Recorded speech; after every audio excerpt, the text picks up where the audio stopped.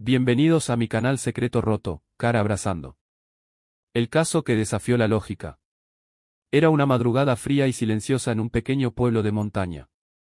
La neblina cubría las calles como un velo, y el eco distante de un perro ladrando rompía el silencio de manera inquietante. Nadie podía imaginar que, en unas horas, aquel lugar tranquilo sería el epicentro de uno de los casos más extraños jamás registrados. Todo comenzó con la desaparición de Elena Vargas, una joven bibliotecaria conocida por su vida rutinaria y su carácter amable. Lo inquietante no fue solo que desapareciera, sino donde, a plena luz del día, en una calle vigilada por cámaras, y sin dejar rastro. La policía revisó las grabaciones. En ellas se veía a Elena caminando con una bolsa de compras. Un minuto después, pasaba un anciano empujando una bicicleta. Pero en ese preciso instante, la imagen se distorsionaba como si una interferencia invisible la afectara. Cuando la señal se estabilizaba, Elena ya no estaba. No hubo gritos. No hubo testigos. Solo una bolsa de compras en el suelo, con una manzana aún rodando lentamente. El detective Ramiro Esteves, un hombre de 52 años con fama de resolver casos imposibles, tomó las riendas de la investigación. Ramiro no era un policía común, tenía un instinto casi inquietante para notar detalles que otros ignoraban. Esa noche, mientras observaba las grabaciones una y otra vez, notó algo, un leve reflejo metálico en una ventana cercana, justo antes de que la imagen se distorsionara. Pero lo que descubrió después desafió toda lógica. El reflejo en la ventana.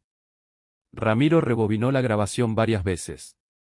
El reflejo metálico aparecía apenas por una fracción de segundo, como un destello de cuchilla bajo la luz.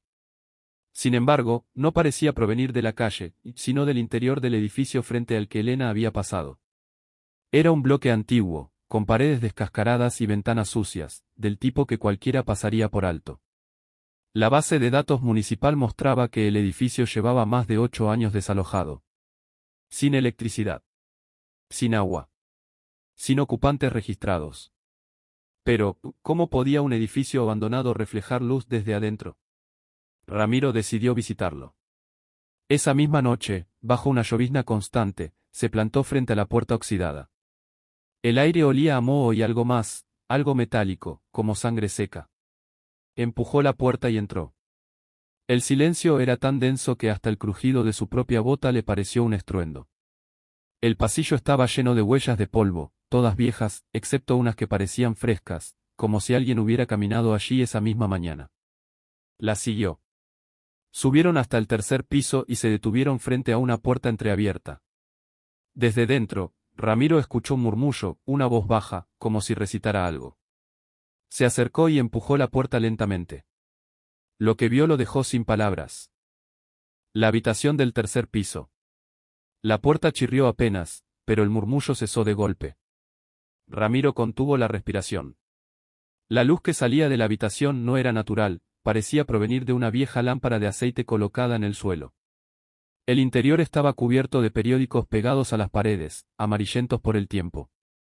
En ellos, titulares recortados hablaban de desapariciones ocurridas años atrás, todas en la misma zona donde Elena había sido vista por última vez. En el centro, una mesa pequeña sostenía un cuaderno abierto. Las páginas estaban llenas de nombres y fechas, escritos con letra temblorosa. Algunos nombres estaban tachados con tinta roja, otros, encerrados en un círculo.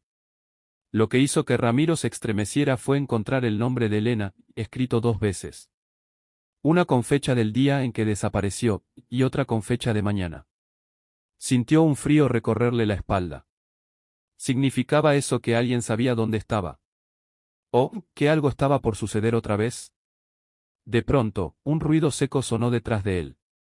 Ramiro giró, pero el pasillo estaba vacío. El aire se había vuelto más denso. Y, desde el fondo oscuro del corredor, una sombra se movió, lenta, pero segura, hacia él. El eco de la sombra. Ramiro retrocedió instintivamente, pero la sombra parecía ganar terreno sin apresurarse. Su respiración se mezclaba con el crujir del suelo bajo sus pies.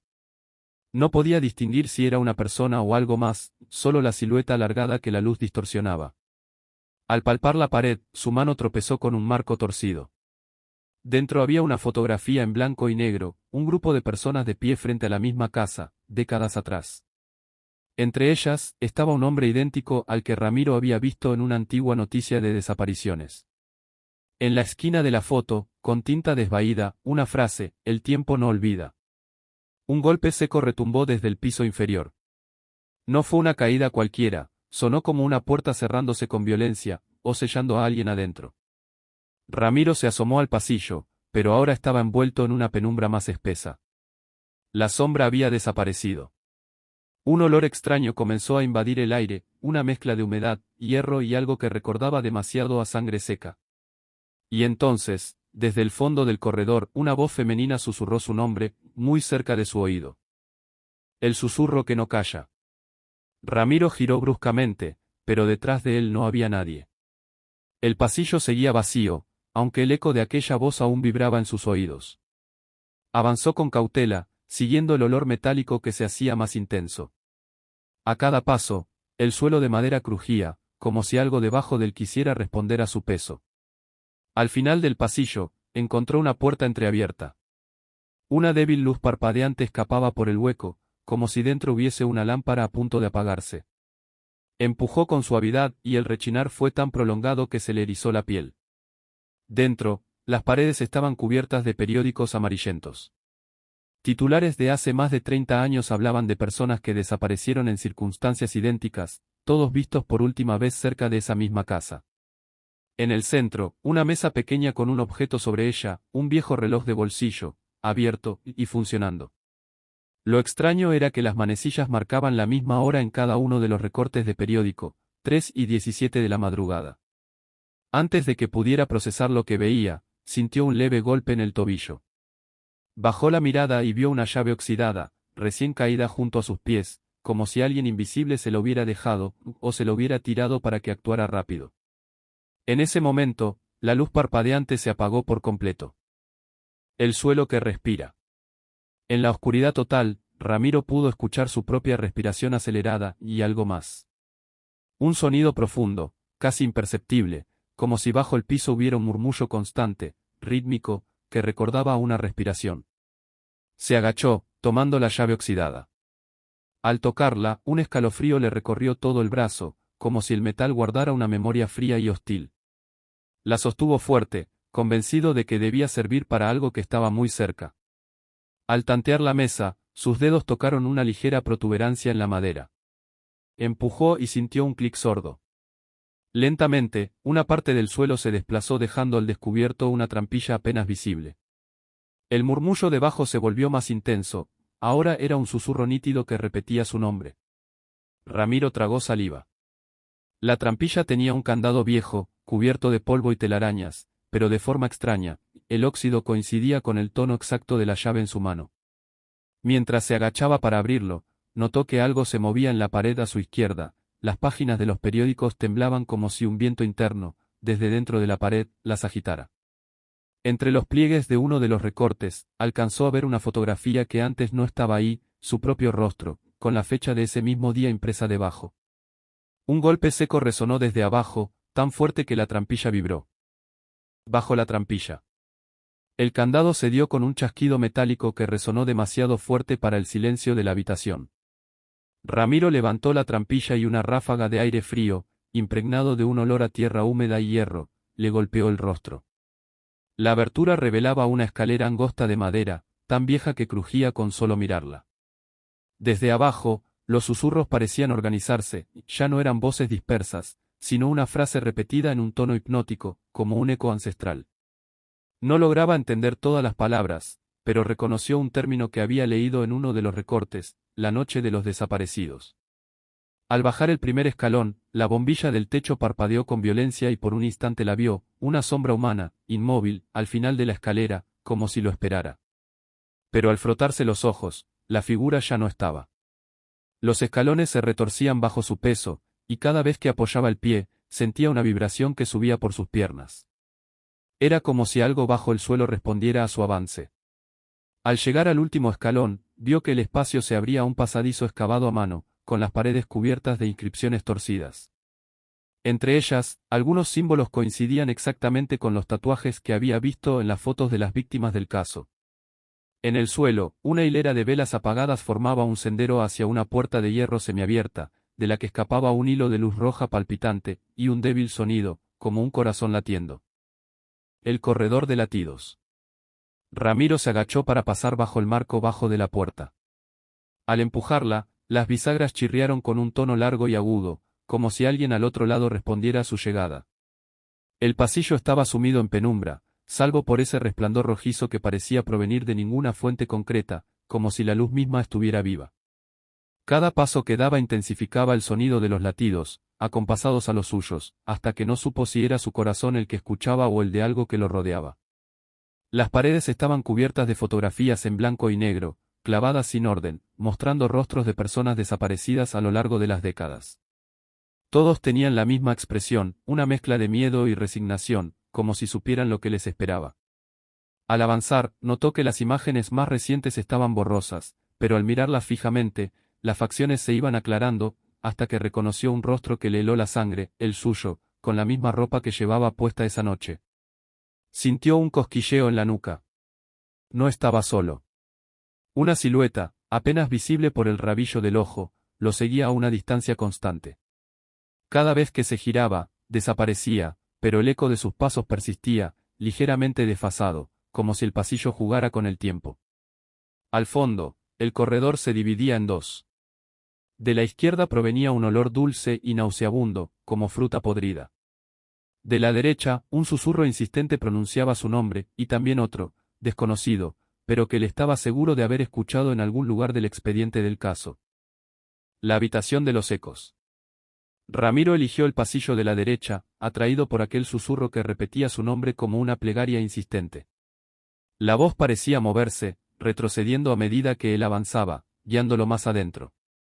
Las paredes cambiaron de textura, ya no eran de ladrillo viejo, sino de madera ennegrecida, marcada con arañazos profundos, como si alguien, o algo, hubiera intentado salir. A cada paso, el aire se volvía más denso, impregnado de un aroma metálico que le recordaba a sangre seca.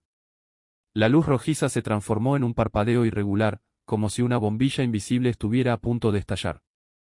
En ese parpadeo, Ramiro vio breves destellos, una mano apoyada en su hombro, un rostro que sonreía sin parpadear, un ojo observando a través de una rendija. Llegó a una puerta semiabierta. Al empujarla, descubrió una pequeña habitación circular, sin ventanas. El suelo estaba cubierto de grabaciones antiguas en casetes y cintas de carrete.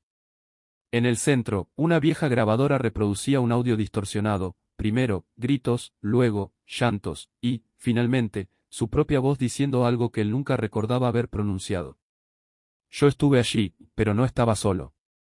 De repente, todas las cintas comenzaron a girar solas, reproduciendo voces distintas, superpuestas, formando una maraña imposible de entender, hasta que entre todas surgió una clara y fría.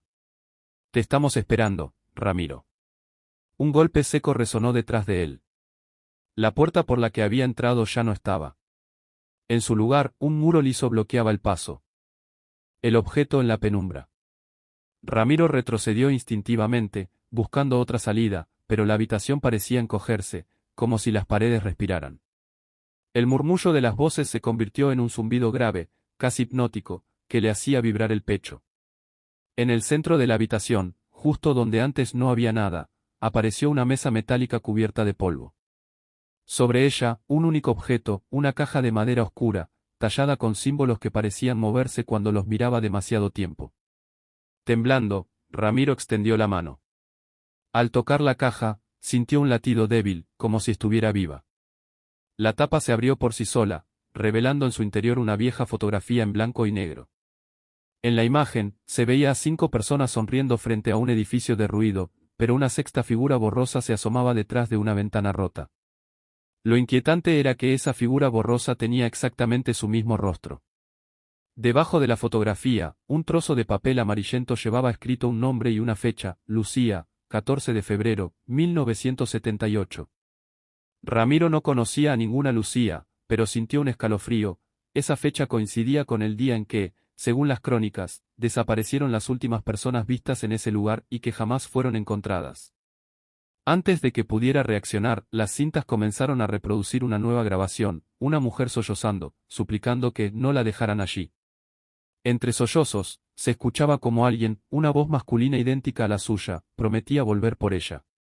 Un susurro helado se filtró desde algún punto invisible. Cumple tu promesa, o ella morirá otra vez. En ese instante, un golpe sordo retumbó bajo el suelo, como si algo estuviera intentando salir desde las profundidades. El acceso bajo el suelo. El golpe se repitió, esta vez más fuerte, y el polvo cayó del techo como si el lugar entero estuviera exhalando. Ramiro retrocedió hasta chocar con la pared, pero algo crujió bajo sus pies. Al mirar hacia abajo, notó que una de las tablas del piso estaba ligeramente levantada. Se agachó y con manos temblorosas, tiró de ella. El aire que salió de la abertura era húmedo, frío, y olía a hierro viejo. Debajo, una escalera angosta de piedra descendía en espiral hacia la oscuridad. Cada peldaño parecía construido a mano, desgastado por pasos que, quizá, llevaban décadas repitiéndose. Desde abajo llegaba un eco irregular, como un goteo mezclado con un latido lejano. Llevando la fotografía en el bolsillo, Ramiro comenzó a bajar. El eco de sus pasos resonaba demasiado, como si las paredes fueran más cercanas de lo que parecían. A medida que descendía, empezó a notar grabados en las paredes, los mismos símbolos tallados en la caja, pero ahora más grandes y más nítidos, como si hubieran sido marcados con fuego. A mitad del descenso, la luz de su linterna parpadeó y, durante ese instante de oscuridad, sintió una ráfaga helada en la nuca, seguida de un susurro. Ella no está sola aquí abajo. Cuando la luz volvió, Ramiro se detuvo en seco, en el siguiente peldaño había huellas húmedas, pero no eran humanas. Eran alargadas, con 3 marcas profundas, y brillaban como si estuvieran frescas.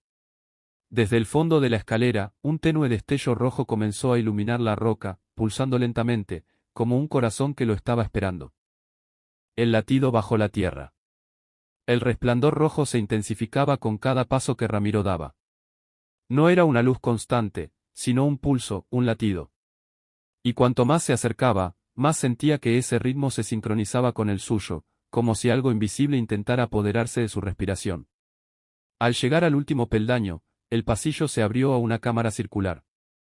Las paredes estaban cubiertas de azulejos negros brillantes, y en el centro, una mesa de piedra sostenía un objeto envuelto en telas antiguas, empapadas en un líquido oscuro.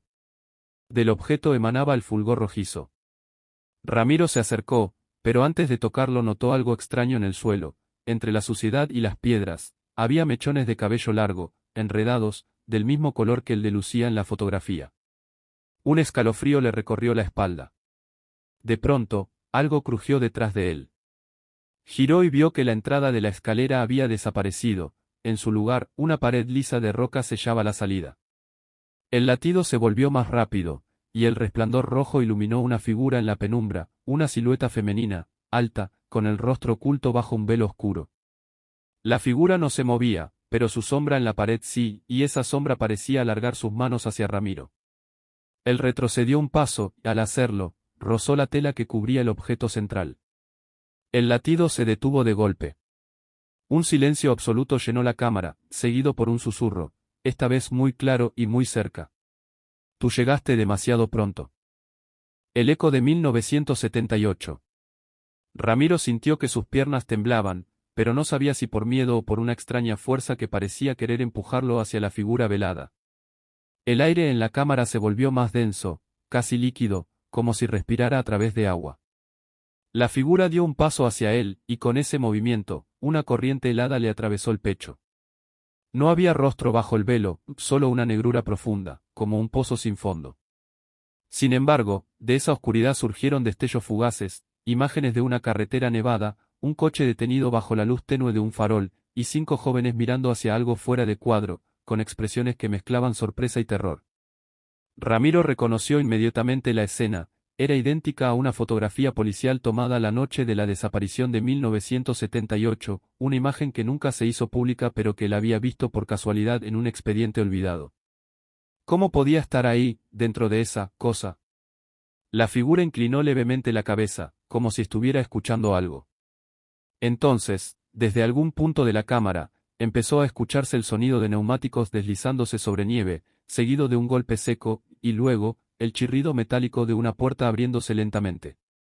El resplandor rojo se intensificó, y, por un instante, el suelo bajo Ramiro se volvió transparente, mostrando una carretera cubierta de hielo. Un coche pasaba lentamente, y en su asiento trasero, una silueta idéntica a la figura velada lo observaba fijamente. Cuando parpadeó, todo volvió a la normalidad, salvo que ahora, en sus manos, Ramiro tenía un objeto frío y pesado que no recordaba haber tomado, una llave oxidada, marcada con el número 13. Desde algún rincón invisible, una voz femenina volvió a susurrar, esta vez con un tono casi burlón. Si la usas, no podrás volver. La llave del frío. Ramiro cerró la mano con fuerza alrededor de la llave. El metal estaba tan helado que parecía arderle en la piel. Cuando intentó guardarla en el bolsillo, sintió un tirón invisible, como si algo, o alguien, quisiera que la sostuviera a la vista. La figura velada no se movía, pero el velo parecía agitarse con un viento que Ramiro no sentía. Poco a poco, en la tela oscura empezaron a formarse imágenes, como proyecciones antiguas, un cartel verde cubierto de nieve con la palabra plumas, un puente de madera crujiente, más atrás, una cabaña solitaria iluminada por una luz amarilla parpadeante. En la visión, 5 siluetas se acercaban a la cabaña. No corrían, pero sus pasos eran apresurados, como si sintieran que algo les seguía de cerca. El más alto miró hacia atrás, y su rostro se volvió nítido por un segundo, Jack Madruga. El velo se oscureció otra vez, y la llave en la mano de Ramiro vibró. La parte metálica estaba cubierta de un patrón de diminutas grietas que, al mirarlas bien, parecían formar un mapa que señalaba una zona exacta de las montañas nevadas.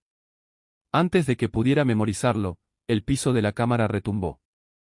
Desde algún punto, un golpeteo rítmico empezó a sonar, como el de un motor que arranca con dificultad. La figura velada levantó un brazo, señalando hacia una pared de piedra. La roca se movió, revelando un pasadizo estrecho que respiraba aire gélido y olía a gasolina vieja. Ramiro sintió que su corazón se aceleraba. Ese olor, lo había percibido antes, en los informes de la investigación, provenía del mercurio montego encontrado aquella noche. Pero antes de entrar, una sombra cruzó el pasillo. No caminaba, se deslizaba lentamente, dejando un rastro de huellas que se desvanecían en segundos. Y entonces, la voz volvió a sonar, más cerca que nunca. La llave abre, pero no cierra. El pasadizo del eco. Ramiro dio un paso dentro del pasadizo y el frío le atravesó la ropa como cuchillas invisibles. El suelo estaba cubierto por una fina capa de escarcha que crujía bajo sus botas, y cada sonido que hacía regresaba multiplicado, como si las paredes susurraran en un idioma que no entendía. A mitad del túnel, la llave en su mano emitió un leve destello, iluminando símbolos grabados en la piedra. No eran simples marcas, parecían coordenadas mezcladas con fechas, algunas tachadas y otras resaltadas, como si alguien hubiera intentado borrar ciertos momentos de la historia. Entre ellas, Ramiro leyó claramente, 24 de febrero de 1978. Más adelante, el túnel se bifurcaba. Por un lado, una luz tenue, amarillenta, que palpitaba como el latido de un corazón, por el otro, oscuridad total, acompañada de un sonido que no cuadraba con el lugar, el repiqueteo metálico de una pelota de baloncesto rebotando a lo lejos. El eco de ese bote se mezcló con una voz grave y cansada. Jack, espera. Ramiro se detuvo. La voz provenía de la oscuridad y llevaba un tono desesperado. Él sabía que esa frase exacta aparecía en un testimonio olvidado. Un anciano del condado había afirmado escuchar algo similar la misma noche de la desaparición, pero la policía lo consideró ruido del viento. Sin embargo, en ese momento, Ramiro podía sentir la humedad del aliento de quien hablaba.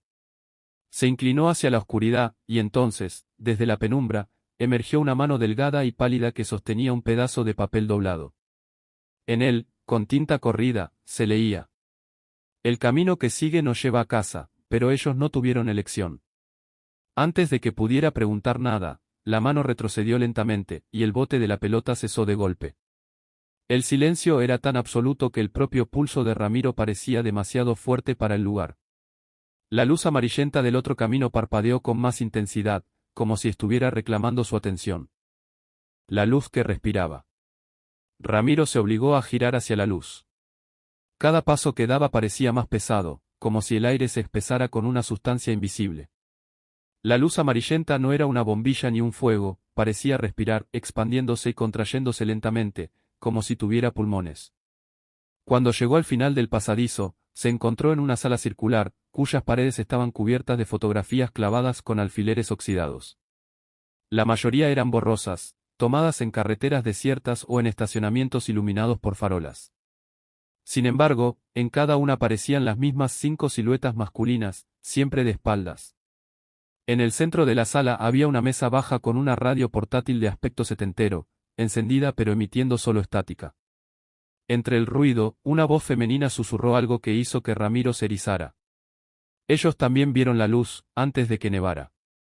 La frase era inquietantemente precisa. Ramiro recordó un fragmento de los expedientes oficiales. Un testigo, en una granja cercana, había mencionado una luz que parecía seguirlos la noche que desaparecieron, pero el informe lo había catalogado como irrelevante. A un lado de la mesa, bajo un vidrio agrietado, descansaba una libreta empapada. La portada estaba cubierta de barro seco y un número apenas visible, número 13. Al abrirla, Ramiro vio páginas llenas de coordenadas y mensajes cifrados. Algunos estaban tachados con tanta fuerza que el papel se había roto, otros estaban escritos con caligrafía temblorosa, como si la mano que los trazó estuviera congelada. En la última página, una advertencia. No sigas las voces si el aire está quieto. Ramiro levantó la vista y notó algo perturbador. La luz en la sala había dejado de moverse y el aire estaba tan inmóvil que ni una partícula de polvo flotaba.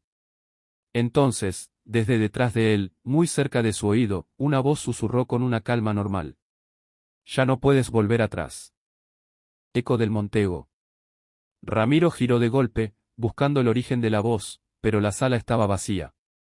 Solo la luz inmóvil lo vigilaba, como si esperara su reacción. Retrocedió lentamente hacia el pasadizo, pero, al hacerlo, algo en el suelo crujió bajo su pie. Se agachó y apartó una capa de polvo. Era una llave metálica, con el óvalo azul y las letras Ford apenas visibles. La levantó, reconociendo de inmediato el diseño de los años 70. No había duda, pertenecía a un Mercury Montego. El mismo modelo que los 5 jóvenes conducían la noche que desaparecieron. Su pulso se aceleró. Si esa llave estaba aquí, ¿dónde estaba el coche? Casi como respuesta, la radio portátil dejó de emitir estática y comenzó a reproducir un ruido distante, el crujir de nieve bajo neumáticos. Luego, un motor que arrancaba con dificultad, seguido por voces masculinas discutiendo en un tono urgente. No se entendían las palabras, pero la cadencia transmitía miedo.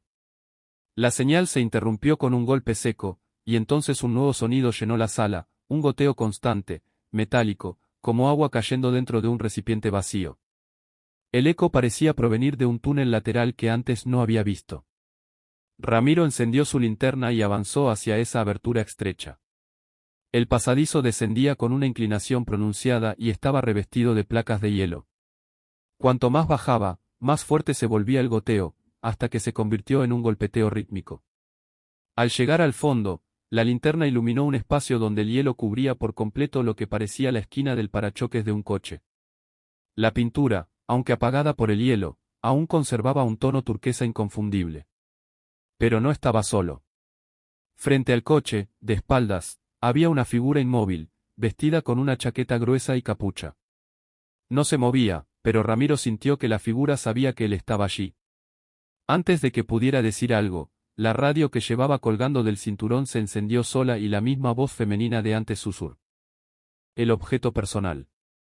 Ramiro se acercó con cautela a la figura, que seguía inmóvil, como parte del paisaje helado. Al llegar a su lado, notó que, colgando del cinturón, había un pequeño paquete envuelto en papel mojado. Sin tocarlo, Ramiro lo tomó con cuidado y deshizo el envoltorio. Dentro encontró una cadena de plata con un colgante en forma de ala, ligeramente doblado, pero reconocible. Recordó haber visto ese colgante en una fotografía del expediente. Pertenecía a Jack Madruga, el más joven del grupo desaparecido. Un escalofrío recorrió su espalda. Ese colgante era la única prueba tangible de que alguien había estado aquí, pero nadie sabía quién. Mientras examinaba el objeto, el sonido lejano de una radio comenzó a reproducir fragmentos de una conversación, esta vez más clara. No debimos venir aquí. El plan no era quedarse. ¿Y si alguien más sabe? Las voces se superponían y por momentos, Ramiro creía reconocer la voz de Jack entre ellas. De repente, la figura dio un paso hacia él, y al hacerlo, una ráfaga de viento helado sopló la linterna, dejándolos en casi completa oscuridad. En ese momento, la cadena comenzó a brillar débilmente, iluminando una inscripción oculta en el colgante. Hasta que nos encontremos de nuevo. Antes de que Ramiro pudiera reaccionar, un fuerte crujido resonó por encima. Algo, o alguien, estaba moviéndose en el hielo que cubría el vehículo. La sombra en el hielo. El crujido se hizo más intenso, resonando como pasos arrastrados que se acercaban lentamente. Ramiro encendió la linterna de nuevo, pero la luz parecía desviarse, como si la oscuridad misma resistiera ser iluminada. Frente a él, la figura permanecía inmóvil, como una estatua congelada en el tiempo. De repente, una sombra se deslizó sobre el hielo, al borde del alcance de la linterna. No era humana, pero tenía una forma vagamente humanoide, con movimientos lentos y vacilantes, como si estuviera atrapada entre dos mundos. El viento helado trajo consigo un susurro apenas audible, una mezcla de voces superpuestas que decía: «No te acerques, no es lo que buscas». Ramiro sintió como la cadena en su mano vibraba con una energía extraña, como si el colgante intentara advertirle. Miró hacia la figura, pero ésta había desaparecido sin dejar rastro, dejando solo un vacío que parecía absorber la luz. En ese momento, la radio portátil emitió un último mensaje críptico. La verdad no está enterrada, está atrapada entre la nieve y el silencio. Un estremecimiento recorrió el cuerpo de Ramiro. Sabía que estaba a punto de descubrir algo que cambiaría todo, pero también que esa verdad podría ser más oscura y peligrosa de lo que jamás imaginó. Último secreto. El hielo crujió bajo los pies de Ramiro mientras se adentraba más en la oscuridad, siguiendo el débil resplandor del colgante. De repente, su linterna iluminó un espacio oculto tras una capa de hielo agrietado, un compartimento secreto dentro del vehículo. Con las manos temblorosas, Ramiro rompió el hielo y descubrió un cuaderno mojado, cubierto de notas y dibujos. Entre ellos, había un mapa detallado de la zona, marcado con rutas, símbolos extraños y un nombre repetido una y otra vez: Lucía. Al leer las anotaciones, comprendió que Lucía no era solo una víctima, sino la clave para entender toda la desaparición. Los 5 jóvenes habían intentado escapar de una fuerza invisible que los acechaba, pero algo o alguien los había atrapado, y Lucía, en su desesperación, había dejado pistas para que alguien como Ramiro encontrara la verdad. Mientras Ramiro cerraba el cuaderno, la radio portátil emitió una última señal, un susurro que parecía una despedida, pero también una advertencia. No olvides, que algunos secretos están hechos para permanecer en la oscuridad. Con el colgante brillando suavemente en su mano, Ramiro supo que su vida jamás sería la misma. Había desenterrado un misterio que desafiaba toda lógica, pero también había despertado algo que ahora lo vigilaba en la sombra. El eco de la montaña volvió a caer en silencio. Pero para Ramiro, el verdadero viaje apenas comenzaba. Dale me gusta, comparte y suscríbete a mi canal y presiona el icono de la campana con muchos saludos.